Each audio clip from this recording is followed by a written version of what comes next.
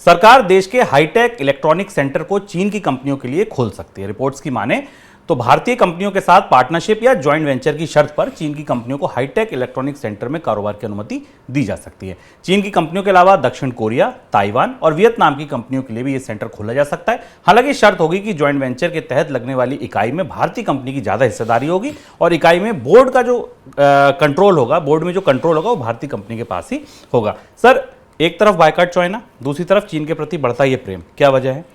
जो कुछ चीज़ें रियलाइज़ हो रही, कुछ वास्तविकताएं भारत में धीरे धीरे टिक रही हैं और जिन्हें हमें करीब से दिखता है। और ये फैसला जिसके संकेत आज अखबारों में मिले, ये काफ़ी बड़ा फैसला होने वाला है। इसमें कई सारी शिफ्ट दिखती है भारत की चाइना को की पॉलिसी को लेकर। पहली चीज़ तो ये कि ये फैसला जिसका संकेत मिल रहा है और इसके आसपास जो तथ्य हैं, जो हम आगे कुछ तथ्यों की तरफ संकेत करेंगे, वो ये बता रहे हैं कि नई तकनीक की तरफ भारत का अगला सफ़र या दुनिया में टेक्नोलॉजी और टेक्नोलॉजी कंपोनेंट्स की सप्लाई चेन में शामिल होने का लक्ष्य या भारतीय अर्थव्यवस्था को तकनीकी रूप से समृद्ध बनाने के लक्ष्य में भारत का काम चीन के बिना नहीं चलेगा। और इस समय कॉस्ट के वाइज और बाकी सारी सुविधाओं के संदर्भ में चीन पर निर्भरता भारत की लगातार बढ़ती जा रही है। व्यापार के क्षेत्र में हमने देखा और इसलिए इस नीति में बदलाव किया जा रहा है। ये नीति बदल क्या रही है? इस नीति का सबसे बड़ा बदलाव ये कि चीन की टेक्नोलॉजी की तकनीक कंपनियों और बड़ी कंपनियों को भारत बुलाया जाएगा, लेकिन अब वो भारतीय कंपनियों के साथ ज्वाइंट वेंचर के तहत आएंगी। ये काम इससे पहले नहीं होता था और इसलिए हमने भारत में जो भी जिन भी बड़ी चीन की कंपनियों को निवेश करते देखा, वो अकेले आई। जैसे आप मोबाइल मार्केट में देख लें या आप इलेक्ट्रिक व्हीकल के मार्केट में देख लें या इवन इलेक्ट्रॉनिक्स के मार्केट में देख लें। उसका नतीजा ये था कि अब चीन की कंपनियों के कामकाज में तमाम घपले पाए गए, तमाम जगह मनी लॉन्ड्रिंग पाई गई, उनके ऊपर छापे पड़े।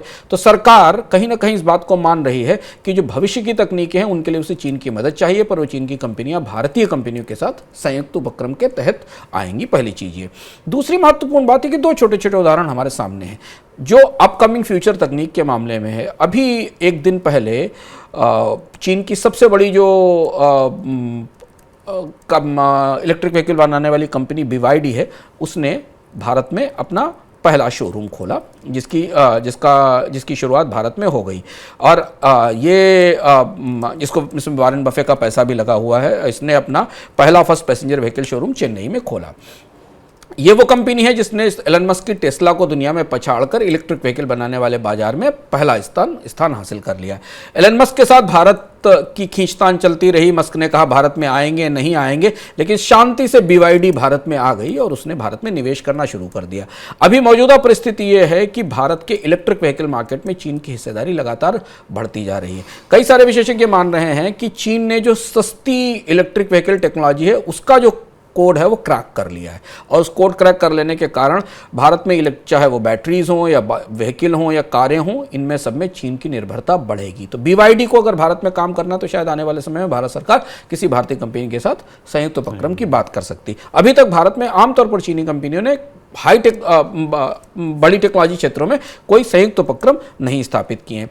ठीक इसी तरीके से आप एक दूसरा हिस्सा देखिए, स्मार्टफोन का मार्केट। स्मार्टफोन के मार्केट में Xiaomi, Vivo, Realme, Oppo, ये सारी कंपनियां आई। इन्होंने भारत में सुविधाओं का लाभ लिया और बाजार पर पूरी तरह काबिज हो गई। इसके अलावा अगर आप भीतर घुसकर भी शुभम देखें तो इलेक्ट्रॉनिक्स क्षेत्र में कंपोनेंट के साइड से भारत की निर्भरता बहुत ज़्यादा है चीन पर। कोई भी चीज़ भारत में बन रही है तो उसके कंपोनेंट का एक हिस्सा चीन से ज़रूर आ रहा है। ये एक किस्म का पुनर्विचार है चीन को लेकर भारत की नीति में, और ये संकेत ऐसा है कि शायद चीन के बिना तकनीक के आगे वाले रास्ते पर बढ़ने के लिए भारत को चीन से तकनीक की ज़रूरत होगी, तो उसका रास्ता बदलने की कोशिश की जा रही है। ऐसा संकेत हमें से मिल रहा है। सर, एक चीज़ और घटी जो चाइना में इधर हाल में देखने को मिला कि अमेरिका की तरफ से कई प्रतिबंधों की बातचीत के बाद भी, लगाए जाने के बाद भी चीन की तरफ से टकराव वाली स्थिति नहीं दिखी। पहली बार दिखा कि किसी ने पोक किया, पिन चुभोई, उसके बाद भी चीन तिलमिलाया नहीं। ऐसा क्यों? हाँ, ये दिलचस्प है क्योंकि 2010 में जापान के साथ इसी तरीके का ट्रेड वार शुरू हुआ था और दुनिया में माना जाता है कि चीन ट्रेड वार में पलटवार करने वाले देशों में से है। यदि उसके ऊपर के व्यापार के ऊपर, उस पर सामानों के निर्यात पर, आयात पर कोई प्रतिबंध लगाया जाता है तो चीन उसका पलटवार करता है। 2010 में सारे हाईटेक एलिमेंट्स का एक्सपोर्ट जापान को चाइना ने रोक दिया था, ऐसे ही ट्रेड वार के तौर पर। अब चीन अमेरिका पर पलटवार कैसे कर सकता है? रेयर अर्थ का मटेरियल का चीन सबसे बड़ा एक्सपोर्टर है, जो कि हाई टेक्नोलॉजी इक्विपमेंट्स में और सेमीकंडक्टर्स में और बाकी बहुत सारी चीज़ों में इस्तेमाल होता है। पर चीन ने फिलहाल अपनी तरफ से, अमेरिका की तरफ से चिप पर लगाई गई पाबंदियां, नया कानून आने के बाद भी कोई सीधी टिट फॉर टैट जैसी कार्रवाई नहीं की है। इसकी दो वजहें हो सकती हैं। एक वजह तो यह है कि चीन की अर्थव्यवस्था स्लो डाउन के मोड में जा रही है और चीन अभी इस समय अपने एक्सपोर्ट को लेकर, निर्यात को लेकर और कच्चे माल को लेकर कोई टकराव शुरू नहीं करना चाहता। और दूसरी महत्वपूर्ण चीज है कि जहां अमेरिका ने इस बार हिट किया है चीन को, वो उसकी सबसे कमजोर नस है, सेमीकंडक्टर इंडस्ट्री है। और सेमीकंडक्टर इंडस्ट्री पर हिट करने के कारण चीन को लगता है कि टकराव और ज्यादा बढ़ा तो चीन का जो पूरा इलेक्ट्रॉनिक्स इंडस्ट्री है, जो अभी सेमीकंडक्टर्स के मामले में किसी भी तरह से आत्मनिर्भर नहीं है, उसके कारोबार पर असर पड़ेगा। और मंदी के दौर में फिलहाल कोई ट्रेड वार का मोर्चा चीन खोलने में इंटरेस्टेड नहीं दिखता अभी तक की मौजूदा परिस्थिति में। लेकिन अगर चीन और अमेरिका के बीच व्यापारिक रिश्ते थोड़े और ज़्यादा खराब हुए तो फिर चीन की तरफ से कोई जवाबी कार्रवाई हो सकती है।